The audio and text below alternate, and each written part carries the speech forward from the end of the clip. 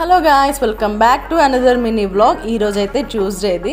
So ఈరోజైతే నేను పూజ చేసుకొని ఇంట్లో ధూపం అయితే వేసేసుకున్నాను. మా హస్బెండ్ బాబు అయితే గేమ్కి వెళ్ళిపోయారు. ఇక్కడ నేనైతే మా హస్బెండ్ కోసం లంచ్ బాక్స్కి బెండకాయ ఫ్రై అండ్ కందిపప్పు లెమన్ వేసి తాలింపు వేస్తున్నాను అనమాట. చాలా బాగుంటుందండి. ఎప్పుడు చింతపండుతోటే కాదు, జస్ట్ లెమన్ వేసి కూడా కందిపప్పు తాలింపు వేసుకుంటే చాలా బాగుంటుంది.